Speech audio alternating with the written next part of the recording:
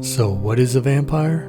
A vampire is the risen dead, a whisper in the dark that seeks out meals of blood and life force from the living. The vampire often embodies the fears of death, disease, and the unknown, but also seduction, power, and eternal youth. Vampires first emerged in ancient folklore as creatures far removed from the charming and aristocratic vampires of today. Long before Dracula donned his cape, the blood-drinking spirits and revenants of the past appeared in Mesopotamian, Greek, and Roman mythology. In Mesopotamia, the Ecumou were restless spirits that drank the life of the living. In Greece, the Lamia devoured children. Rome feared the Strix, a bird woman who fed on blood. These were not lovers, nobles, or hot teens in high school causing their classmates to swoon. They were monsters, and they were feared. In Eastern Europe, the vampire would take form as a bloated, ruddy corpse rising from the grave, a grotesque creature and a symbol of plague, guilt, and the fear of death itself. If a corpse was suspected of rising and causing these calamities, it might be exhumed, staked, and burned.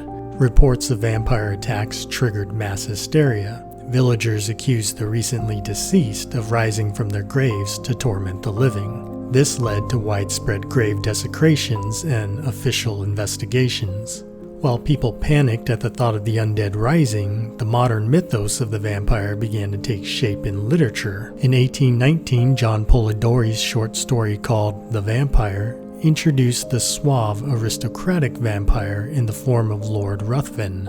And in 1897, Bram Stoker's Dracula was a fusion of folklore and gothic horror, crystallizing the iconic vampire as immortal, pale, fanged, seductive, elegant, and cursed. Dracula was more than a monster. He was a metaphor for disease, for desire, and for the foreign invader. He was the shadow self, the part of us that longs to live forever, no matter the cost. The vampire is the archetype of eternal longing. He is the mirror that shows us nothing and everything all at once. Our fear of death, our lust for power, and our ache for connection. Each century has shown us the evolution of the vampire, from bloated corpses to charming nobles. Anne Rice gave us philosophers. Hollywood gave us heartbreakers. But stories of vampires and vampire-like creatures were told for centuries and all over the world. Dracula, who is the most recognized vampire of all time, was inspired by Vlad the Impaler, a real 15th century Wallachian prince known for brutal executions. Vlad III, born in 1431 in Transylvania, was the son of Vlad II Dracul. The name Dracul meant dragon, but in Romanian it also came to mean devil. Vlad III inherited the name Dracula, meaning son of the dragon or son of the devil. He ruled with vengeance, and his preferred method of execution, impalement, earned him the name Tepes, which means the impaler.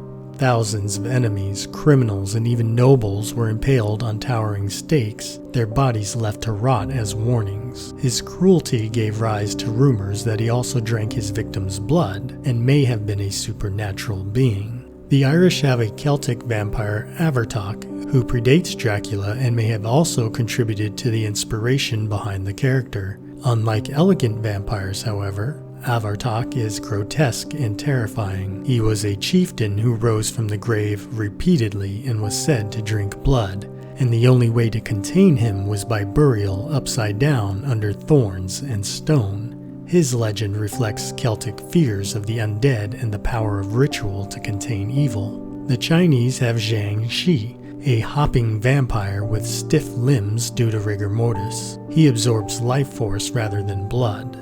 Ghana has Adzi, a vampiric firefly spirit that enters homes and drinks blood. The Caribbean has Sukuyan, an old woman who sheds her skin at night and becomes a ball of fire. She enters homes through keyholes to suck blood. There is a running theme in countless cultures of creatures who feed on the energy or blood of the living. They often are creatures of the supernatural, cursed, undead, and forever hungry. They steal life to remain immortal, but their immortality is also their curse. For they can never change, never grow, they can never let go, and they're always dependent on the living. But in a way, it's a reflection of humanity, our fear of death and our lust for power. Many of us might willingly take on the curse to live forever. Is the vampire just born of our own desires, though? Or is there truth to all the tales told across countless cultures and centuries? Well, for you, it might just be a fun Halloween creature to dress up as while you drink with friends or snag some sugary treats. But for someone out there, someone who couldn't bear death and made a dark deal, or someone with 2 fresh puncture wounds on their neck, for them, that craving for life, that craving for blood, that craving for power could be all too real.